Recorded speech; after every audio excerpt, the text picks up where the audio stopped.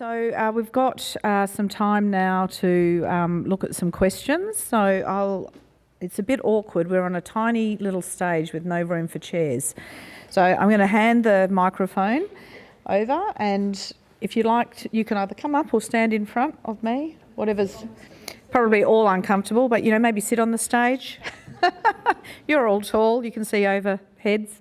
Okay, so use the QR code for questions. The first question I've got for Luke is, why is Scott Reef not on the UNESCO list? Sorry, why is... Scott Reef not on the UNESCO list? I don't know why. Okay. I don't know. Maybe the answer to that question, that's a sorry. lunchtime discussion. So whoever's put that through come and find me. can catch up with Luke at lunch. A question for Constance. Constance, what are your thoughts on some ways we could make a project like the co-designed object-based workshop scalable for smaller or regional museums? Peter, are you also there? I'm going to see if Peter also wants to... Yep, you're there as well. Great. Okay, great. Let's think how we could make it scalable. I guess these projects are very sort of individual, depending on who you're working with, what interests they might have. I think they have to be done on a very sort of individual basis. I don't think there's a kind of one approach suits all. But yes, I think there is an idea of best practice when it comes to co-design. And I think co-design is a bit like sort of effective composting. Everybody says they're doing it, but actually I think very few people are doing it well. And if there was a bit more honesty about those processes and the challenges and what goes wrong, I think we could all benefit from that. Peter, did you have anything to add?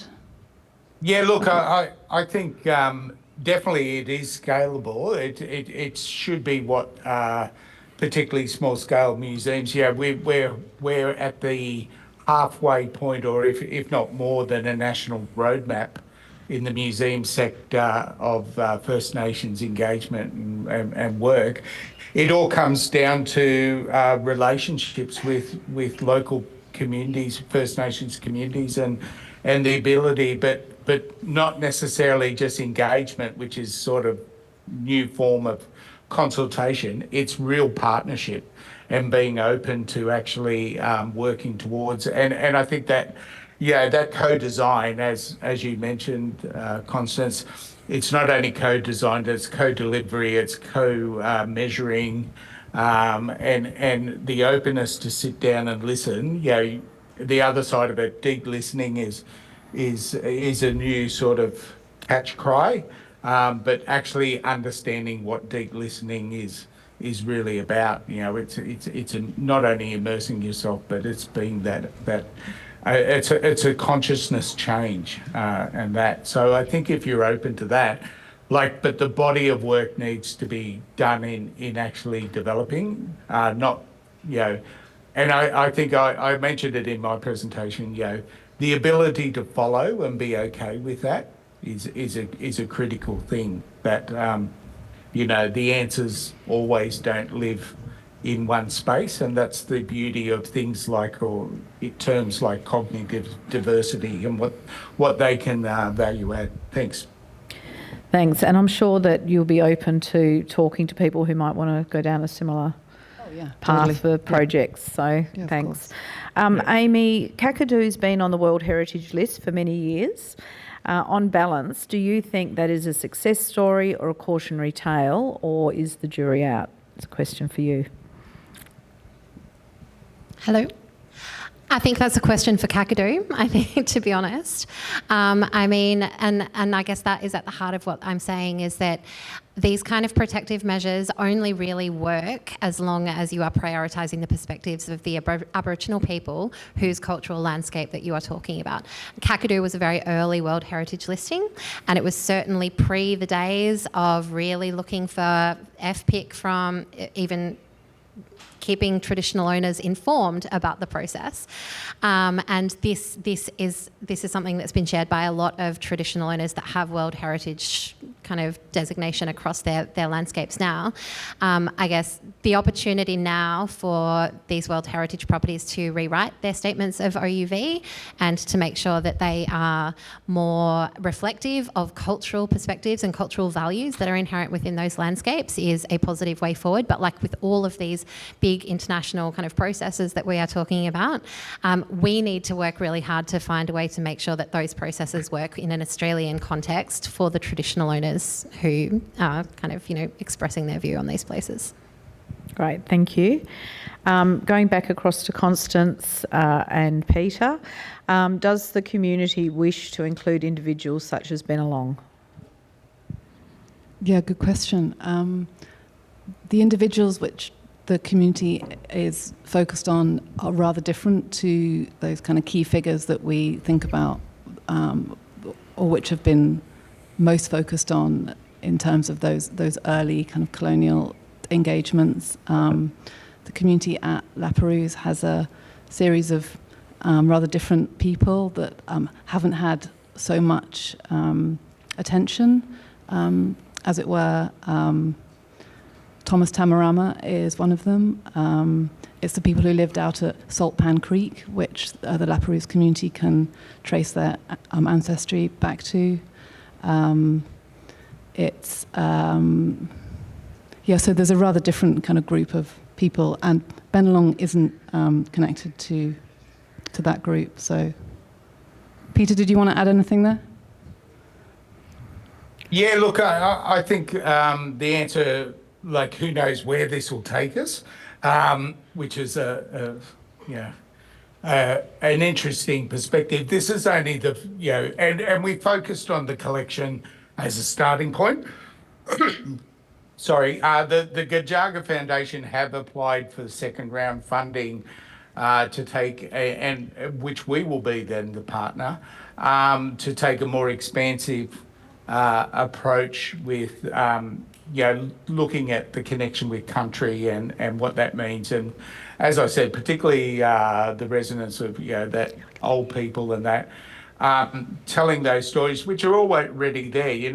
The site of First Government House is actually, a birthing site which came post-contact. People were being moved there or going there to give birth, as well as a burial ground. The unfortunate story of Arabanu. So there's all of these, stories there.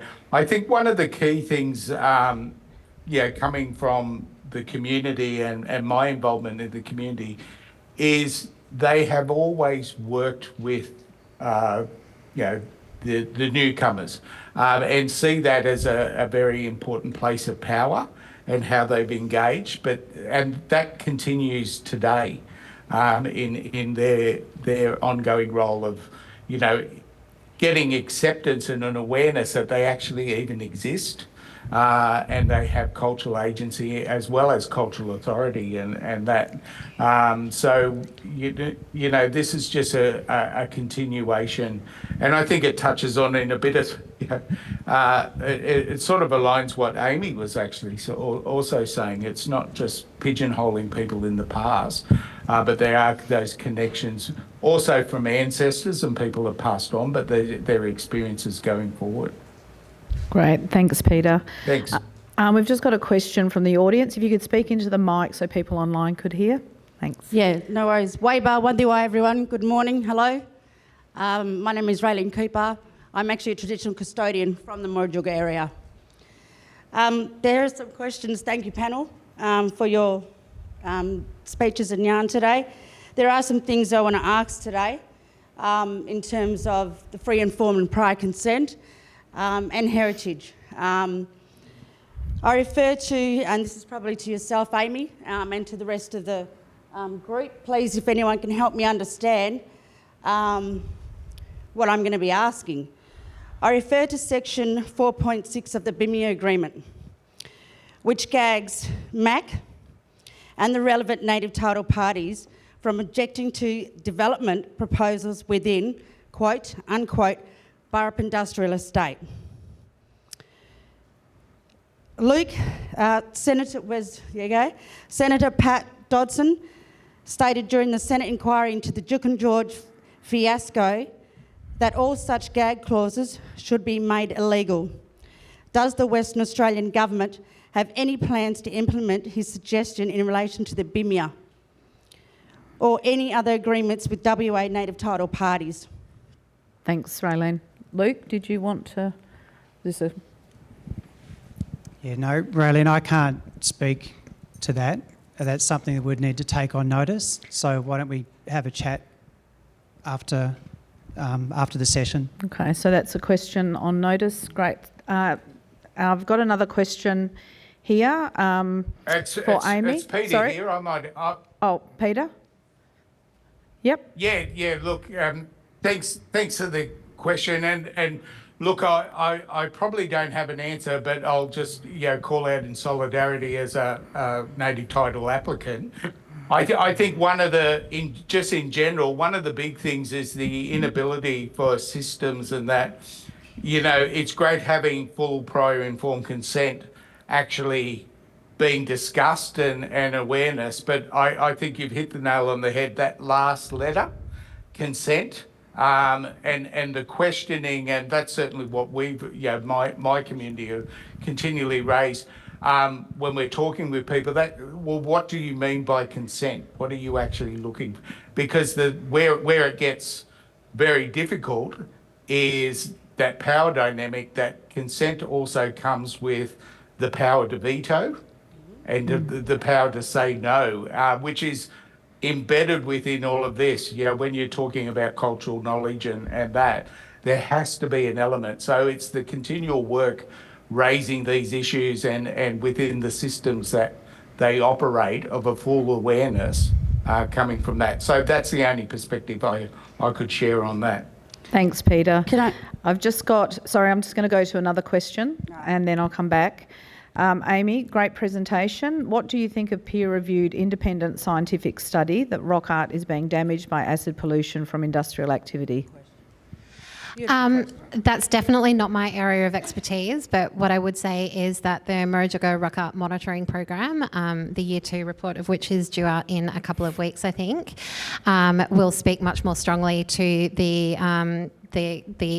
potential impact of emissions on the rock art at the Murujuga cultural landscape, and that there is certainly, the science is certainly not in terms of demonstrating that there is an impact to the rock art. I have seen some of the more recent research that suggests that we are actually not, we're not seeing existing damage to the rock art, but all I would say is that Mac's perspective on this and the way that we have addressed this in the World Heritage nomination is that if the results of that MRAMP project do show that there is any potential for impact to the rock art, that we will hold the government and regulators and the industry to their commitment to ensure the protection of those values going forward. And that will be available in a couple of weeks, will it? I understand Publicly? the release date. Yep. Yeah, I understand Great. it will be publicly released. I think before the mid-year. Great. Okay, I've got another question that's come in. How much do you think we need to work more on getting everyone on board by putting more information and stories on social media to both combat misunderstandings and to share Indigenous stories in ways to support and break down negativities? So that's for any panel member that may wish to answer. Peter, did you want to have a go first? No? Yeah, Look, Jump in? I think the key thing to that is it's always important to get the message out, but that it goes back to that fundamental rights and that, it's up to, as I said, we've always had a voice, so it's up to us what stories we want to share and the meaning and the mechanism. I don't know about social media because, it's readily available in that, but it's very hard to get the true meaning and appreciation, and some of this stuff you have to actually work really hard at to understand. But it's up to that relationship with people that, you know, it may take decades, to build that relationship. So it's a very challenging thing. Aboriginal culture isn't sound bites. You know, that's why it's continued for millennia and it still is ongoing. Thanks. Great. Luke. And I'll just add to that so that process of truth telling. There was a survey, it was done a year or so ago by Reconciliation Australia that asked people if in the last 12 months they had been engaged in a truth-telling activity, and about, I think it was 36% of Indigenous people said that they had, and it was less than 5% of non-Indigenous people said that they had. And so what that gave me the sense of is that there are conversations taking place, but non-Indigenous people were mostly unaware of it, or not sure if they were engaged in that process. And I think that comes back to what Constance was saying about truth listening. So the truth-telling process involves a speaker and a listener, and so, you know, the non-Indigenous audience, you know, we're not good at listening. You know, we're good at speaking and telling people what we think. We're not really good at listening, and so it's a communication dynamic that needs to be worked on in the first instance, and then it comes down to, you know, interpretation. And I think one of the challenges with heritage is that a lot of weight is put on the registration process, the nomination and registration. I remember when the Australian Convict Sites was listed in 2010, there was a lot of work went into that. Graham here was involved with that. But when we got the listing, I remember being at Fremantle Prison, all of a sudden it was like, okay, well, what do we do? And then there was sort of crickets. And but there needs to be that equal weight put on what comes after, that communicating, that messaging, and keeping those invested communities involved in that process. Obviously, you know, we've got a long, long way to go in WA in this space, and we are lagging. And I think, as I said, heritage has a role to play, but the reconciliation process is we have to learn to listen better. The other thing I'll very quickly say too... I'm going to cut you short, sorry. Yeah. I'm going to cut you short because we've got our next panel members due to come on, but thank you. Look, I know there's probably some other questions. We don't have time to ask them right now, but please, in the lunch break, we've got an hour lunch break. Hopefully you'll be able to catch up in that time. So if we can please thank the panel. Thank you all.